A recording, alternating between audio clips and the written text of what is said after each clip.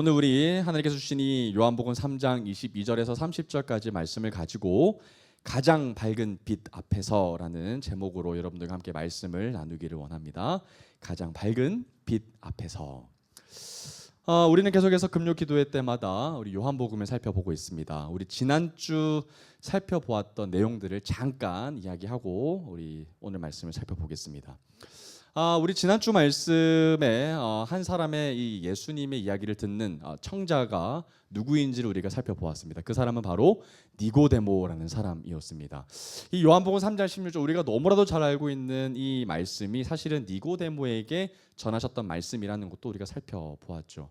아마도 지난 설교 가운데 우리가 가장 기억에 남는 부분은 우리가 죄를 끊임없이 반복해서 짓는 것, 우리가 예수님을 거절하고 예수님을 영접하지 않았던 이스라엘 백성들과 같이 우리도 마찬가지인 그런 모습들은 사실 빛보다 어둠을 더 사랑해서 그렇다라는 것을 우리가 예수님의 말씀을 통해서 발견했습니다. 사실은 이 말씀이 너무나도 뼈아픈 이야기였죠. 그러니까 예수님을 덜 사랑하는 정도가 아니라 세상을 더 사랑해서 우리가 빛 가까이 나가지 않는다라고 예수님이 얘기하셨습니다. 그러니까 중간지대는 없는 거죠. 회색지대는 없는 겁니다. 뜨겁거나 아니면 차갑거나 뜨뜻미지근한 건 없는 거죠. 그래서 예수님께서는 끊임없이 하나님 앞에 온전히 나아갈 것을, 하나님 앞에 온전히 온 마음 다해 설 것을 하나님이 예수님을 통해서 말씀하시는 듯 했습니다. 더 나아가서 우리가 예수님의 마지막 부분에 어떤 말씀을 하셨냐면 우리가 예수님께 나아가지 않는 것, 우리가 빛을 영접하지 않는 이유는 사실은 빛을 미워해서다라고까지 예수님이 얘기하시는 걸 보고 우리는 굉장히 사실 적지 않은 죄송한 마음과 또 어쩌면 충격적인 이야기도 될 수 있을 것 같습니다. 우리는 사실 빛을 미워했다라는 거죠. 우리는 오히려 세상을 더 미워해야만 우리는 더 예수님을 사랑하게 되는 것 같습니다. 우리는 더 하나님을 앞에 가까이 두고 세상을 더 저울질하지 아니하도록 되기를 주님의 이름으로 축복합니다. 마태복음 16장 24절 말씀을 보면 예수님께서 이 제자들에게 이런 말씀을 하셨던 적이 있으셨어요. 누구든지 나를 따라오거든 뭘 부인하라고 하셨죠? 자기를 부인하라고 분명히 얘기하셨어요. 그리고 자기 십자가를 다 같이 지고 나를 따라야 한다. 그러니까 예수님을 따르는 팔로워들은 반드시 자기를 부인해야 되는 먼저 선행이 있어야 한다는 거예요. 그러니까 세상을 부인하고 나도 나 자신을 부인해야 되는 거예요. 그러니까 내가 뭔가 컨트롤할 수 있는 나의 모든 결정권, 이 크라운, 왕관을 주님께 내어드려야만 제자가 비로소 되게 되는 거죠. 그래야만 내가 진짜 빛을 영접하는 자, 빛을 기다리는 자가 된다라는 겁니다. 그것이 바로 정말 영과 진리로 하나님께 예배드리는 예배자라는 거죠. 우리는 정말 예수님을 따라가는 제자들이 되기를 간절히 원합니다. 아멘. 우리는 팬이 아닙니다. 그러니까 오늘 읽고 난 이 본문이 바로 그 전의 내용이 예수님을 더 사랑하는 빛에 대한 이야기였고요. 오늘 우리가 읽은 이 본문에 대한 이 말씀 제목이 제가 아까 얘기했지만 가장 밝은 빛 앞에서입니다. 말씀 제목을 한번 떠올리면 한번 여러분들이 상상하면 좋겠습니다. 이 세상에서 정말 조도가 높은 정말 완벽한 그 광명체 앞에 내가 선다. 그런데 멀리 떨어져 있는 정도의 수준이 아니라 정말 내 코 앞에, 내 눈앞에 그 광명체가 있다면 어떤 일이 벌어질까 라는 것을 염두하시면서 오늘 말씀을 저와 같이 살펴보면 좋겠습니다. 여러분, 가장 밝은 빛이 단연컨대 예수 그리스도입니다. 태양은 아무것도 아니죠. 태양은 하느님의 피조 그 자체이기 때문에 태양은 비교할 수도 없을 만큼 예수님은 빛 그 자체이십니다. 그 빛 앞에 우리가 오늘 서게 될 텐데요. 오늘 그 질문을 계속해서 생각하시면서 오늘 본문으로 한번 들어가 보도록 하겠습니다. 22절 말씀인데요. 오늘 같이 이 말씀을 읽어보도록 하겠습니다. 시작. 그 후에 예수께서 제자들과 유대 땅으로 가서 거기 함께 유하시며 세례를 베푸시더라. 그러니까 여러분, 니고데모가 밤에 찾아왔다가 그 대화가 끝나고 나서 예수님이 지금 제자들을 데리고 다시 장소가 변경되고 있고 또 새로운 이벤트로 이제 나아가고 있는 장면이 22절을 통해서 발견하게 됩니다. 여러분, 지금 예수님은 제자들과 함께 어디로 가시죠? 유대 땅으로 갑니다. 유대 땅으로 가서 거기 함께 유하셨다라고 나와요. 거하셨다는 거예요. 그럼 여러분, 거하신 것에는 목적이 있겠죠? 그 목적이 바로 하반절 끝에 나옵니다. 뭐 하시기 위해 이렇게 가신 거죠? 거기에 한 가지입니다. 세례입니다. 그러니까 세례를 베푸시기 위해서 니고데모와 대화를 마치고 나서 제자들을 데리고 지금 세례를 베푸시기 위해 유대 땅으로 가셨다라고 지금 사도 요한은 얘기하고 있습니다. 세례를 베풀었다는 거죠. 여러분 그러면 한번 상상해 보겠습니다. 예수님께서 세례를 베푸신다. 예수님이 제자들을 데리고 세례를 베푸신다. 그러면 예수님이 그곳에서 어떤 메시지를 선포하셨을까요? 예수님이 세례터에서 어떤 말씀을 하셨는지는 이 앞전에 세례 요한이 세례터에서 어떤 이야기를 했는지를 보면 조금 유추할 수 있을 것 같습니다. 우리 마태복음 한번 찾아보겠습니다. 마태복음 3장을 보면 세례 요한이 세례를 줄 때 어떤 메시지를 했는지가 나옵니다. 그 장면을 통해서 예수님도 어떤 메시지를 했는지를 한번 우리가 유추 한번 해보겠습니다. 마태복음 3장 1절과 2절을 한번 보겠습니다. 같이 읽어볼까요? 그때에 세례 요한이 이르러 유대 광야에서 전파하여 말하되 회개하라 천국이 가까이 왔느니라 하였으니. 여러분 세례 요한은 이곳에서 먼저 자기가 세례를 베풀 때 딱 한마디 했죠. 회개하라 천국이 뭐했다? 가까이 왔다. 하나님의 나라가 지금 가까이 오고 있다라는 거죠. 커밍이라는 거예요. 가까이 왔다, 가까이 오고 있다라는 거죠. 그러면 여러분 회개라는 것이 먼저 선행이 됩니다. 하나님의 나라가 지금 가까이 오고 있기 때문에 지금 뭐라는 거예요? 회개하라는 거예요. 여러분 회개는 어떤 의미가 가지고 있습니까? 회개는 반성이 아니죠. 회개는 돌이키는 것을 전제하고 있습니다. 여러분 회개에서 가장 적절한 비유 설명은 이겁니다. 우리가 기차를 타고 가고 있다가 내가 잘못된 방향으로 가고 있다는 것, 내가 반대 방향으로 지하철이나 버스를 타고 가고 있다는 것을 깨닫고 난다면 회개는 어떤 것이죠? 내가 잘못되고 있구나, 잘못된 방향으로 내가 타고 있구나 해서 안타까워하는 게 아니죠. 그 즉시 뭐 해야 됩니까? 내려서 반대 방향으로 가서 다시 새로운 방향으로 나아가야 하는 것을 회개라고 하지, 그 자리에 계속 앉아서 내가 잘못 탔어, 이 방향이 잘못됐네라고만 생각하는 것은 회개가 아니죠. 그러니까 분명히 세례 요한은 하나님의 말씀을 선포했을 때 회개하라고 했습니다. 반성이 아니라 뜻을 돌이켜 하나님 앞에 온전히 서기를 촉구했다라는 거예요. 여러분 하나님의 나라가 지금도 오고 있고 이미 임했다라면 여러분 어떻게 우리가 해야 될까요? 여러분 세례 요한이 지금 얘기하고 있는 이 언급의 가장 기본적인 것은 준비에 대한 개념이 잡혀져 있습니다. 하나님의 나라가 가까이 오고 있으니까 너희들 뭐 해야 된다? 준비해야 된다는 거예요. 준비가 없으면 갑자기 임하실 하나님의 나라 가운데 너희들은 환난을 경험하게 된다는 거죠. 그러니까 하나님의 나라가 가까이 오고 있으니까 너희를 준비해야 돼. 그 준비가 뭡니까? 회개라는 거예요. 회개 없는 구원은 절대로 없습니다. 반성이 안 되죠. 회개 돌이켜야 합니다. 하나님 앞에 온전히 돌이켜야만 하나님 앞에 나아갈 수 있게 되는 거죠. 계속해서 한번 볼까요? 마태복음 3장 5절과 8절 한번 보겠습니다. 그런 말씀을 메시지를 선포할 때 어떤 일이 벌어지냐면 이때에 예루살렘과 온 유대와 요단강 사방에서 다 그에게 나와 자기들의 죄를 뭐합니까? 자복합니다. 모든 것을 지금 낱낱이 토하고 있는 거죠. 토라고 있는 겁니다. 그리고 요단강에서 그에게 세례를 받더니 요한이 많은 바리새인들과 사두개인들이 세례 베푸는 대로 오는 것을 보고 이르되 독사의 자식들아 누가 너희를 가르쳐 임박한 진노를 피하라 하더냐. 그러므로 회개에 합당한 뭘 맺고 열매를 맺고. 여러분 지금 세례 요한은 두 가지를 요청합니다. 첫 번째 뭡니까? 회개를 하라는데 그 회개에 대한 구체적인 이야기를 하고 있습니다. 뭐 해라? 회개에 합당한 열매를 맺어라. 그러니까 우리가 입으로 고백한다고 해서 회개가 되는 것은 아니죠. 회개에 합당한 삶을 살아야 하는 겁니다. 내가 정말 하나님 앞에 끊임없이 뜻을 돌이키기 위해서 변화된 삶으로 열매를 맺어야 된다라는 거죠. 그러면 여기 7절에 보면 사두개인과 같은 사람들, 바리새인과 같았던 그 이스라엘의 당대 그 종교 지도자들은 오히려 세례 요한에게 비난을 받습니다. 너무나도 엄청난 비난을 받죠. 여러분 이 비난은 사실 굉장히 위험적인 요소가 담겨져 있습니다. 이스라엘 지도자에게 이렇게 얘기하면 죽을 수 있죠. 지금도 우리는 지도자에게 이렇게 하면 얼마나 큰 죄가 됩니까? 명예훼손죄로 바로 처벌받습니다. 그런데 이 시대 때 당시 이스라엘 지도자층에 해당되는 종교 지도자 바리새인과 사두개인들한테 그 군중들 앞에서 독사의 자식들아라고 얘기한다면 목숨을 내놨다고 봐야죠. 그럴 정도로 세례 요한은 그들에게 비난합니다. 왜 그랬을까요? 회개하지 않는 그들을 보고 경고한 것이죠. 회개하지 않는 구원은 없기 때문에 그렇게 강하게 얘기한 것입니다.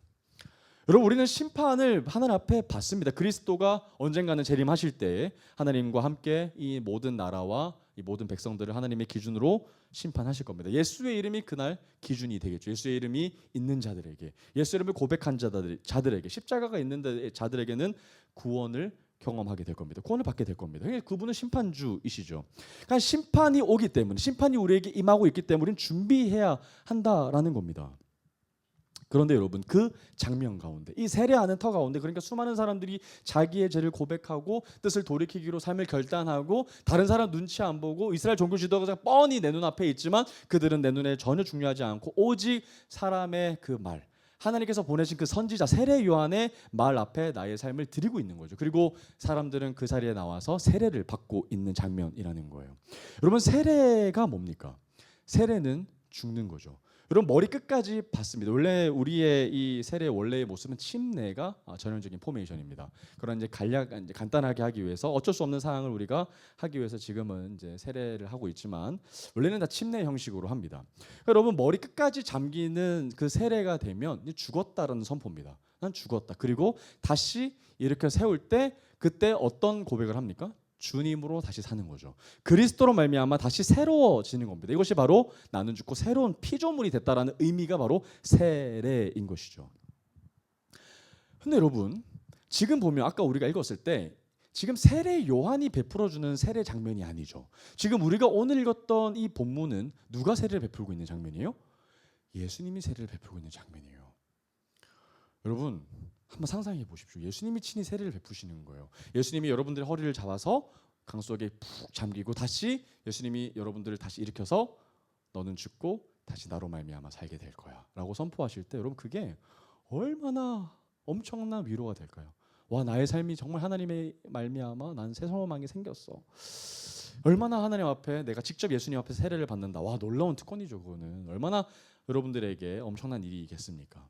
그런 일들을 지금 예수님께서 하고 계신다라는 장면이 오늘 읽은 본문이라는 겁니다. 그런데 보면요, 오늘 우리가 읽은 이 본문으로 다시 돌아오면 뭔가 이 사건에 있어서 긴장하는 요소가 지금 발생하고 있다는 것을 우리가 보게 됩니다.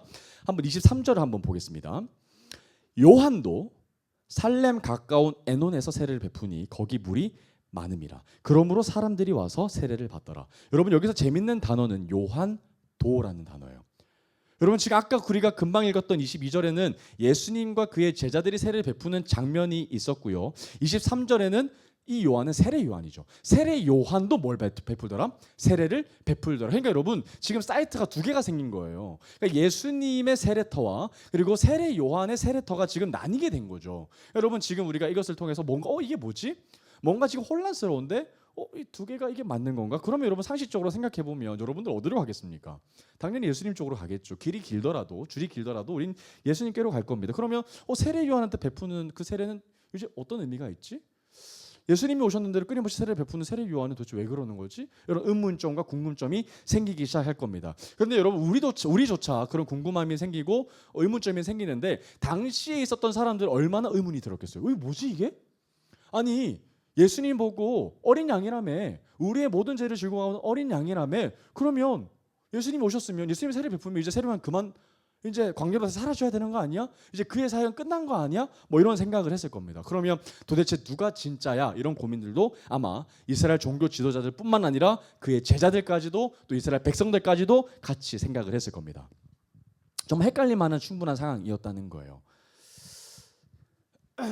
그래서 살렘 가까운 에논이라는 특별한 지역을 지명을 얘기해 줬고요. 그리고 세례를 베풀고 거기 물이 많고 사람들이 여기서도 세례를 받는 것을 얘기하고 있습니다. 한쪽에만 몰린 것 같지는 않고요. 이 문장만 보면 여기도 세례 요한을 기다리는 사람들이 있었던 것 같습니다. 24절 한번 볼까요? 24절은 여러분 여기에 삽입되어 있는 구절입니다. 그래서 갑자기 땡뚱맞는 이야기가 나오는데 이거는 사도 요한이 설명하는 구절입니다. 그래서 24절을 보면 이 세례 요한이 아직 옥에 갇히지 아니하였다라고 삽입이 되어 있는 구절인데요.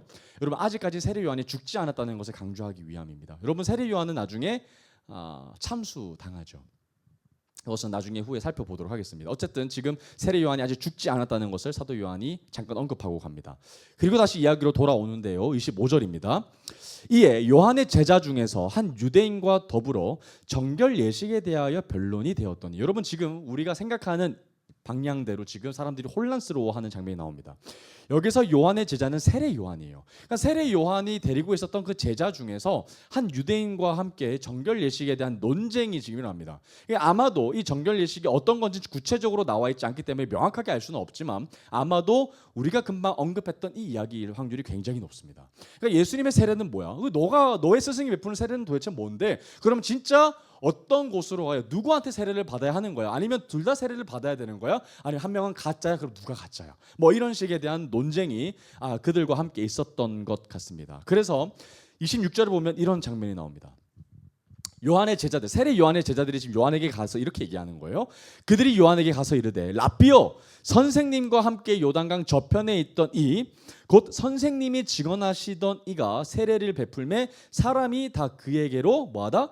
가더이다라고 얘기하는 거예요. 지금 여러분 세례 요한의 제자들이 지금 세례 요한한테 막 쫄래쫄래 뛰어가가지고 지금 뭐 하는 거예요? 아니 세례 요한이요, 선생님이요, 이전에 우리가 세례터에서 만나서 세례 요한께서, 당신께서 보라 세상 죄를 짊어가고 있는 하나님의 어린 양이다라고 얘기했던 그분의 세례터로 지금 뭐 하고 있다? 사람들이 다 가고 있다는 거죠. 이게 여러분 되게 재미있는 장면이지 않습니까? 여러분 지금 세례 요한은 자기도 지금 자기 역할을 하고 있는 거죠. 세례를 베풀고 있는 장면이. 그런데 세례 요한의 제자들이 지금 뭔가 행동을 하고 있는데 그런 행동이 뭔가 오버스럽죠. 상황을 막 지켜보고 있다가 유대인들과 막 논쟁을 하고 아니야 우리 스승이 진짜야 뭐 이런 얘기를 하기도 했을 것 같고, 예수의 세례터에 가서 저게 진짠가? 아니 우리도 저기로 가야 되나? 뭐 이런 혼란스러웠을 겁니다. 그래서 세례 요한한테 명확하게 물어보고 있는 거죠. 도대체 이게 어떻게 된 겁니까? 그래서 지금 26절을 보면 이렇게 얘기하고 있죠. 이가 세례를 베풀매 사람이 다 그에게로 가더이다. 여러분 모두가 그렇게 간다라고 얘기하고 있지만 아까 우리가 읽었던 대로 세례 요한에게도 세례 베푸는 사람들이 있었어요, 없었어요? 있었어요. 지금 이 제자들은 과장법을 사용하고 있어요. 과장법을 사용하고 있습니다. 다 간다는 거예요. 다 가지는 않는데 이렇게 과장해서 얘기하고 있다는 거예요.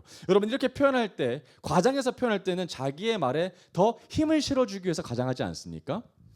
여러분 세례 요한한테 제자들이 이렇게 얘기하는 이유가 뭘까요? 불안하거든요. 내가 따르고 있는 제자들, 내가 따르고 있는 그 선생의 힘이 뭔가 약해지고 있는 것 같거든요. 내가 라인을 잘못한 것 같거든요. 왜 이런 생각을 더 했냐면요, 요한복음 1장에 보면 세례 요한이 하나님의 어린 양이라고 딱 지명하는 그 순간 그 즉시 세례 요한의 제자였던 두 사람이 그 즉시 세례 요한을 떠나고 예수를 따르는 사건이 있었어요. 전례가 있었거든요. 다름 아닌 그 두 명의 사람이 누굽니까? 예수의 제자가 됐던 사도 요한과 안드레였어요. 여러분 이 서신서, 이 복음서를 쓴 바로 그 주인공 사도 요한이 세례 요한의 제자였다가 떠나갔으니까 아마도 남아있던 세례 요한의 제자들이 얼마나 또 불안했겠어요. 계속해서 떠나가니까. 계속해서 뭔가 세례 요한의 사람들은 점점 이 세례를 받으러 온 사람들도 작아지고 제자들도 계속해서 떠나가고 이러다가 우리 잘못한 거 아니야? 라인 잘못한 것 같은데 우리도 결국은 예수님께 나아가야 될 것 같은데 이런 위기감이 있었던 거죠. 그래서 세례 요한한테 물어보는 거예요. 어떻게 된 거냐? 우리도 가야 되냐? 이런 경쟁의식, 뭔가 이상한 위기감들이 지금 세례 요한의 제자들에게 있다라는 겁니다. 그리고 여러분 가장 문제는 뭐가 있냐면 요한복음 4장 1절 2절 한번 볼까요? 이 논쟁의 이 이야기의 가장 큰 문제점은 오해가 있었어요.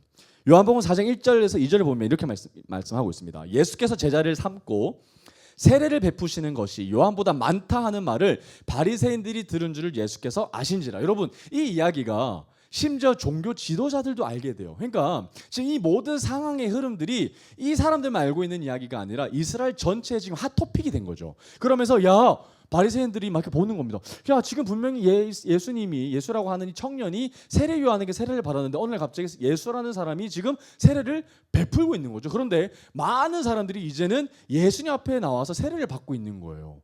이상하단 말이죠. 그래서 이 이야기들을 지금 바리새인까지도 알게 된 거예요. 사두개인까지도 알게 된 거예요. 그리고 그들이 알게 됐다는 걸 지금 누구까지 알게 됐다? 예수님조차 알게 됐다는 거예요. 그러니까 지금 모르는 사람이 아무도 없는 거예요. 세례 요한의 힘이 뭔가 자꾸 작아지고 있고 새롭게 급부상한 예수라는 이 무리들이, 제자들이 계속해서 급부상하고 있다는 것을 예수님도 알게 됐다는 거죠. 그 소문을 알게 됐다는 거예요. 그런데 오해가 있는데요. 2절을 보면 이렇게 말씀하고 있습니다. 예수께서 친히 세례를 베푸신 것이 아니다라고 얘기하고 있죠. 누가 베푼 거예요? 제자들이 베풀었어요. 여러분 이거 오해죠. 그러니까 예수님이 친히 베푸셨던 것이 아니라 제자들이 베풀고 있었던 거예요. 그런데 세례 요한의 제자들은 분명히 누가 베푼다 그랬어요? 예수님이 베푼다 그랬어요. 소문도 그렇게 나왔어요. 그러니까 뭔가 지금 세례 요한의 사람들이 지금 계속해서 이 세력, 자기가 가지고 있는 이 선생님들에 대한 이 백그라운드가 약해지고 있으니까 이 오해로 말미암아 세례 요한을 불안케 하고 있다는 것을 우리가 알게 됩니다. 예수님이 세례 베푸신 것도 아니죠. 이 제자들이 베풀고 그리고 제자들이 똑같이 세례 요한의 메시지처럼 회개해라, 천국 가까이 왔다라고 얘기했다라는 겁니다. 자, 그러면 여러분, 이런 상황 속에서 예수님이 진짜 실제로 세례를 베푸셨든지 아니면 세례를 베푸지 않으셨든지 제자들이 베풀었든지 상관없이 우리가 만약에 세례 요한이라고 여러분 생각해 보십시오. 그런데 어느 날 나의 제자들이 와서 우리의 모든 사람들이 다 예수님 앞에 나아갑니다. 우리 망했습니다라고 얘기할 때 우리가 어떻게 반응할까요? 또 세례 요한은 어떻게 반응을 할까요? 한번 보겠습니다. 27절 말씀입니다. 이제 세례 요한이 이제 대답을 하는 거예요. 자, 요한이 대답하여 이르되 만일 하늘에서 주신 바 아니면 사람이 아무것도 받을 수 없느니라. 여러분, 이 질문을 한 의도가 뭡니까? 세례 요한에게 제자들이 이 질문을 한 이유는 명확합니다. 당신 누구냐는 거예요.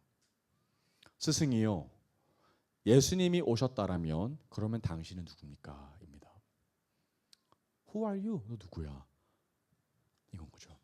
그럼 여러분, 세례 요한이 스스로를 답할 때 스스로에 대해서 자기를 명확하게 규정할 때 그럼 어떻게 대답한다라는 겁니까? 27절에 보면 스스로에 대해서 이렇게 얘기한다는 거예요.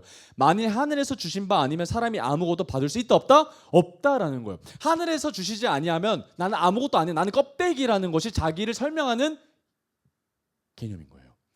당신이 누굽니까? 라고 물어봤을 때 세례 요한이 이렇게 답했다는 거예요. 하늘에서 주시지 아니하면 내가 가지고 있는 건 아무것도 아니야. 그러니 나는 껍데기야 라고 지금 대답하고 있는 거죠. 어떤 질문에? 당신 누구냐라는 질문에 말입니다.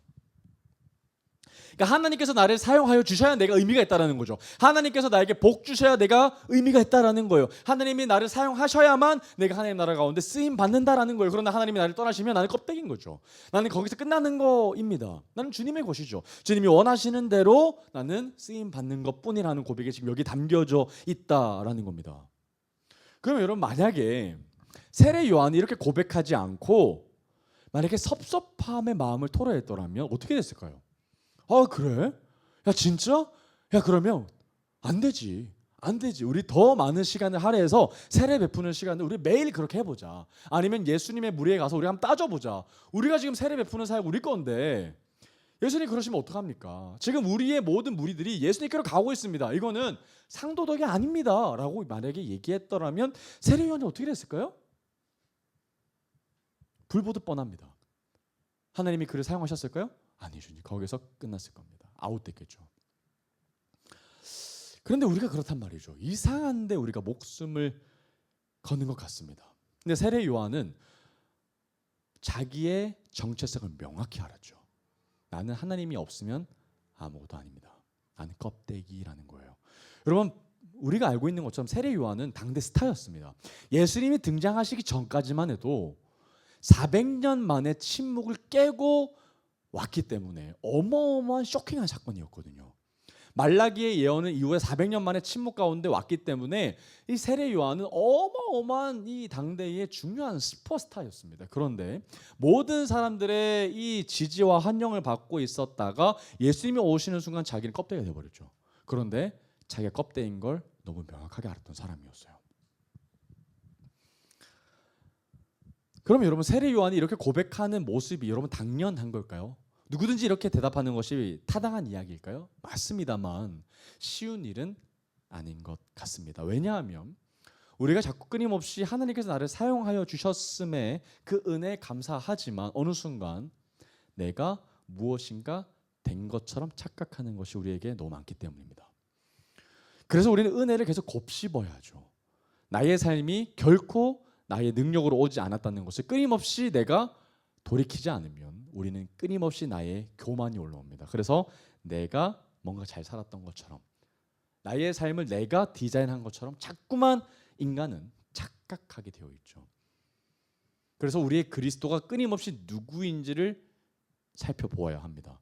내가 그리스도보다 의지하는 것이 있다면, 나의 삶 가운데 그리스도보다 큰 분량을 차지하고 있다라면 이미 나는 그리스도보다 큰 존재가 되어 있는 것이죠. 나의 생각과 나의 의지와 나의 공이 내가 더 크다면 그리스도보다, 그러면 나는 나의 능력과 나의 삶을 더 의지하고 있다라고 보게 된다라는 겁니다. 그러니까 우리가 끊임없이 평생토록 고백해야 될 고백은 그분이 진짜 그리스도시다. 하늘로부터 오지 않으면 나는 껍데기다라는 고백을 세례 요한과 같이 계속해야 한다라는 겁니다. 나를 의지하지 아니하고 세상을 의지하지 아니하고 오직 하나님만 의지하는 삶인 거죠. 하나님이 쓰시면 나의 삶은 의미가 있다라는 고백을 할 수 있다라는 겁니다. 계속해서 한번 볼까요? 29절입니다. 29절 보면 계속해서 내가 누구인지에 대한 자기 인식이 지금 나오고 있어요. 자, 신부를 취하는 자는 신랑이나 서서 신랑의 음성을 듣는 친구가 크게 기뻐하나니 나는 이러한 기쁨으로 충만하였다라고 얘기하고 있습니다. 여러분 지금 28절, 29절, 30절은 세례 요한이 자기가 누구인지에 대해서 명확하게 설명하고 있는 구절입니다. 그래서 여러분들 잘 우리가 보면 좋겠는데요. 세례 요한이 또 다르게 자기를 설명하고 있는 이 단어는 바로 친구라는 겁니다. 신랑의 친구가 자신에 대한 정체성입니다. 여러분 그럼 신랑은 누굽니까? 신랑은 예수님이에요. 그럼 신부는 누구죠? 바로 우리입니다. 그러니까 세례 요한은 하나님 앞에 신랑의 친구로서 지금 존재함을 받는다라고 지금 고백하고 있다라는 거예요. 그리고 신랑의 친구는 조금도 슬프지 아니하다, 오히려 기쁘다라고 고백하고 있는데 그게 왜 기쁘냐면 지금 신부가 신랑이 만나니까 신랑의 친구가 되어져서 나는 너무 기쁘다라는 거예요. 신부도 행복하고 신랑도 행복해져서 이 부부가 하나 되는 것이 신랑의 친구로 바라볼 때 이게 얼마나 기쁘냐라고 지금 얘기하고 있다라는 겁니다. 여러분 이 고백이 무슨 의미가 있죠?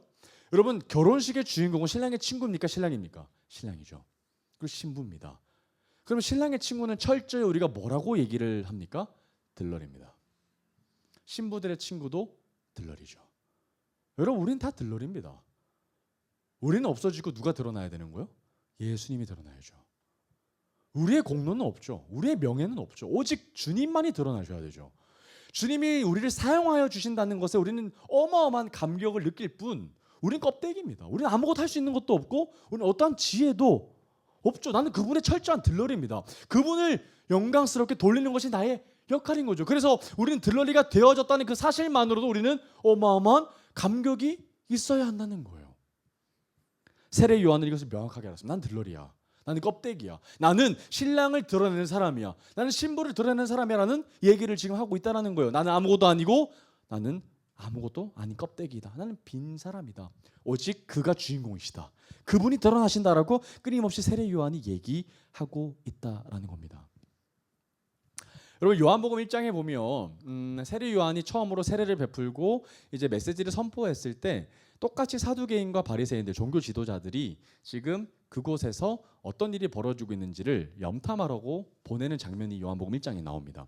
그때 사람들이 물어봐요. 세례 요한한테 너 누구야? 라고 물어보는 세례 요한이 딱 한마디 합니다. 그때 뭐라고 얘기하냐면 나는 그리스도가 아니라 할진다라고 얘기해요. 여러분 세례 요한은 그렇게 설명하면 안 됐었습니다. 왜죠? 여러분 당신 누구야? 라고 얘기했을 때 나는 땡땡이 아닙니다 라고 얘기하는 것은 잘못된 답변이죠. 당신이 누구야? 라고 얘기했을 때 올바른 답변은 나는 어떠한 사람입니다 라고 얘기해야 되는 것이 답변의 올바른 모습입니다. 그런데 나는 당신이 누구야라고 했을 때 나는 철수가 아닙니다라고 얘기한 건 완전 엉뚱한 대답인 것처럼 보이죠. 그러나 왜 세례 요한이 그런 얘기를 했냐면 세례 요한을 그리스도라고 착각했기 때문이 그렇죠. 세례 요한이 자신을 설명하는 가장 적절한 단어는 뭡니까? 나는 그리스도가 아니라는 거죠. 나는 철수이고 영이고 그건 상관치 않은 거죠. 누구라도 상관없는 거예요. 나는 껍데기죠. 근데 정말 중요한 건 뭡니까? 나는 그리스도가 아니라는 거예요. 그러면 나는 누구야? 그 당신 누구야라고 끊임없이 물어보는 사람들에게 세례 요한은 뭐라고 얘기했습니까? 광야에 외치는 소리일 뿐이야. 나는 아무것도 아니야. 사람도 아니야. 나는 노바디인 거죠. 이름도 얘기하지 않아요. 난 아무것도 아니야. 그래서 단지 소리라고 얘기합니다. 여러분 이 세례 요한이 올 거라는 예언은 어마어마한 이 구약의 말씀을 통해서 이미 예언된 바가 있습니다. 이사야 40장 3절에 보면 이미 광야에 외치는 자의 소리에 대한 메시지를 하나님께서 이사야 선지자를 통해서 보여주셨죠. 그뿐입니까? 말라기 3장 1절을 통해서도 하나님이 세례 요한을 보내실 것을 이미 우리에게 약속해 주셨거든요. 그러면 세례 요한이 명확히 알았던 거죠. 나는 그리스도가 아니야. 나는 뭐다? 주의 길을 온전히 곱게 하는 자야. 하나님의 아들을 나타낼 자일 뿐이야. 나는 껍데기야라는 거예요. 나는 그리스도가 아니라는 거예요. 이것이 세례 요한의 명확한 자기인식이었다는 거죠. 나는 그리스도가 아니야. 나는 그리스도가 아니면 의미가 없는 사람이야. 그리스도를 드러내고 그리스도를 올려드리는 사람일 뿐이라는 거죠. 그리고 세례 요한이 오히려 자기의 모든 시선, 자기에게로 향해 있는 이 모든 시선, 당신 도대체 누구야? 당신 그리스도가 아니야? 당신이 그리스도면 우리 어떡하지라는 사람들의 그 모든 시선들을 한 번에 돌이키는 답변을 합니다. 그게 뭐냐면 자기가 어느 순간 세례 요한이 세례터에서 예수님이 오는 장면을 봅니다. 그때 요한복음 1장 19절에 보면 이 세례 요한이 우레와 같은 소리를 이렇게 선포하는 장면이 있습니다. 뭐라고 얘기하냐면 한번 볼까요? 요한복음 1장 19절을 보면 이렇게 얘기합니다. 이튿날 요한이 예수께서 자기에게 나아오심을 보고 이르되 보라 세상 죄를 지고 가는 하나님의 어린 양이로다. 여러분 지금 이때까지 모든 시선은 세례 요한에게 가 있었어요. 아무도 예수님을 몰랐습니다. 예수님을 알아보지도 못했고 예수님에 대한 어떠한 환호와 기대도 없었어요. 그런데 모든 자기에게로 와 있던 그 모든 시선, 뜨거움, 모든 그 슈퍼스타에 대한 인식을 순식간에 예수님께로 돌려버리게 만들어요. 여러분 슈퍼스타가 자기인데 자기에게로 모든 시선이 다 와 있는데 자기가 시선을 모아놓고 바로 저기를 봐라 얘기한다면 모든 시선이 누구에게로 향합니까? 자기가 지목하고 있는 그 사람에게 합니다. 그 사람이 누구예요? 예수님이죠. 그것이 바로 세례 요한의 자기 인식이었습니다. 자기는 슈퍼스타가 될 생각이 없었어요. 유혹이 있었겠죠. 그러나 오직 예수님께로만 모든 것을 돌려드렸습니다. 여러분 이 이야기를 지금 누구한테 하는 겁니까? 세례 요한의 제자들에게 하고 있는 거죠. 그리고 한 번 더 명확하게 얘기하는 장면이 나옵니다. 30절 한번 볼까요? 30절 말씀 우리 같이 읽어보겠습니다. 시작. 그는 흥하여야 하겠고 나는 뭐 해야 된다? 쇠하여야 하리라 하니라. 영어 표현 보면 이렇게 얘기합니다. He must become greater. 계속해서 그분은 위대하셔야 돼. 그분은 계속해서 위대하셔야 돼. 그분은 계속해서 커지셔야 돼. 근데 반대로 뭐라고 얘기하냐면 I must become less. 나는 계속해서 부족해져야 돼. 나는 계속해서 뭔가 없어져야 돼라고 얘기하고 있어요. 여러분 이것이 신앙의 핵심입니다. 여러분 우리는 끊임없이 주님의 이름을 드높이는 자로 쓰임받는 것이 영광인 거죠. 우리의 이름을 자꾸 드높이면 안 됩니다. 우리의 명예를 우리가 스스로 쟁취하는 순간 우리는 늪에 빠지고 말 겁니다. 죄에서 우리는 허덕이게 될 겁니다. 세례 요한이 끝까지 잘 있었던 이유는 끊임없이 자기 인식이었죠. 나는 아무것도 아니야. 나는 껍데기야. 나는 하나님 앞에 아무것도 아니야. 그분이 나를 써주시면 나는 그것으로 만족해. 그는 흥해야 되겠고 나는 쇠하여야 하리라. 오직 주님의 이름만이 드러나고 나의 이름은 철저히 사라지는 것. 나는 그냥 소리죠. 여러분 우리의 이름이 남겨지는 것이 여러분 무엇이 의미가 있겠습니까? 아무리 세상이 나를 기억한다고 하더라도 아무리 세상이 나를 알아준다고 하더라도 그것이 무엇이 의미가 있겠어요? 좋겠죠. 좋겠습니다만 하나님이 나를 잊으신다면 그 모든 것들이 어떤 의미가 있겠습니까? 오히려 반대로 세상이 나를 기억하지 못하고 할지라도 내 이름조차 내가 자랑스럽게 못하는 그 연약함을 가지고 있는다고 할지라도 하나님이 나를 기억하시면 끝난 거 아닙니까? 하나님이 나의 이름을 불러주시면 그거 끝난 거죠. 사랑하는 아들아, 사랑하는 딸아, 그거면 우리의 모든 삶이 만족되어지는 거 아닙니까? 이것처럼 나의 모든 삶의 분야에 삶의 작은 영역까지도 그분이 흥하고 나는 쇠하여지게 되는 삶을 살게 되기를 주님의 이름으로 축복합니다. 아멘. 우리는 모든 주님의 이름을 드러내는 자입니다. 주님의 이름을 나타내는 자고 주님의 이름을 선포하는 자이고 그게 우리가 이 땅에서 살아갈 이유인 것이죠. 그럼 우리의 삶을 우리가 돌아봐야 하는 거예요. 나의 모든 삶의 영역에서 정말 주님이 흥하고 계신가? 주님이 드러나고 계신가? 주님이 위대해지고 계신가? 아니면 끊임없이 뭔가 나의 능력으로 나의 삶을 주도하려고 하는가? 나의 만족이 나타나는가? 아니면 주님의 이름이 내 입술을 통해서 드러나지 않고 있는 것은 아닌가? 아니면 자꾸 나의 삶이 주님은 사라지고 있고 내 영역이 커지고 있나? 내가 흥황해지고 있나? 이거를 우리가 계속 끊임없이 살펴보아야 하겠죠. 사랑하는 여러분, 오늘 말씀 제목으로 다시 한번 돌아가길 원합니다. 오늘 말씀 제목이 뭐죠? 가장 밝은 빛 앞에서입니다. 여러분 가장 밝은 빛이 하나밖에 없죠. 예수님입니다. 여러분 빛 설교하면서 제가 자주 얘기하는 단어는 유사 빛입니다. 여러분 예수님밖에 빛이 없는데도 불구하고 우리는 자꾸 끊임없이 다른 유사 빛에 매몰됩니다. 여러분 우리는 끊임없이 광명한 예수님을 봐야 합니다. 그런데 자꾸만 밤에 빛나는 네온 사인에 우리의 시선이 빼앗기고 맙니다. 유사빛이죠. 그러나 그 빛은 결코 어둠을 밝힐 수 없습니다. 어둠을 밝힐 수 있는 빛은 오직 유일한 예수 그리스도의 그 빛밖에 없죠. 이 세상 어떤 것도 예수 그리스도보다 밝은 빛은 없습니다. 그러니까 그리스도가 가장 밝은 빛이고 오직 유일한 우리의 빛이시고 그분의 임하신다면 우리의 모든 어둠은 사라지게 될 줄 믿습니다. 그러면 여러분 우리가 가장 밝은 빛 앞에 서게 된다면 진짜 어떤 일이 벌어질까요? 정말 한번 우리 생각해 봅시다. 우리가 그 어마어마한 광명체이신 예수님 앞에 우리가 서게 된다? 아니, 그분이 내게 다가오신다? 빛이신 그분이 나의 삶 가운데 임하신다? 그럼 우리에게 어떤 일이 벌어질까요? 이런 빛이 계속해서 밝아지고 조도가 계속해서 올라가지면 하얀 빛이 우리의 모든 것들을 덮어버릴 겁니다. 이런 사진에 조도값을 계속해서 올리면 모든 사진 어떻게 바뀝니까? 흰색으로 바뀌죠. 그럼 빛이 정말 강해지면 우리는 사라집니다. 하얘지죠. 여러분, 그리스도가 우리에게 임하면 우리는 사라집니다. 그리고 그곳엔 온전히 빛밖에 없죠. 이겁니다. 여러분, 가장 밝은 빛 앞에 서게 되면 우리는 사라집니다. 그리고 오직 예수 그리스도의 빛만이 우리에게 임하게 된다라는 거예요. 여러분, 종교개혁자 루터는 이런 얘기를 했었던 적이 있어요. 우리가 하나님의 사랑을 경험한다는 것, 우리가 주님의 은혜를 누린다는 것은 우리가 어떻게 알게 되냐면 주님의 의가 우리 가운데 덮게 되는데, 이렇게 표현합니다.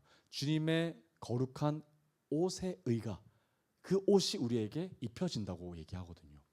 그러니까 우리는 더럽죠. 우리는 연약합니다. 우리는 냄새납니다. 그런데 하나님의 그 거룩한 옷의 그 의가 우리에게 덮어지는 거예요. 그리고 그 의가 나의 것이 되는 거죠. 나는 완전히 사라지고 오직 그분의 의만이 나타난다라는 겁니다. 예수 그리스도는 우리에게 다가오실 뿐만 아니라 그 빛이 우리에게 임합니다. 그러면 예수 그리스도는 내 안에서 빛이 되어 주시는 거죠. 우리의 모든 어두움을 물러가게 하실 겁니다. 그리고 그리스도의 빛이 나의 빛이 될 거고, 그리스도의 그 밝은 의가, 그 거룩한 의가 나의 의가 되어진다라는 겁니다. 그럼 어느 순간에 나 역시 그리스도로 말미암아 빛을 내는 존재가 되어 있을 거예요. 나 역시 그리스도의 빛을 머금고 세상을 밝히는 존재로 살아가게 될 겁니다.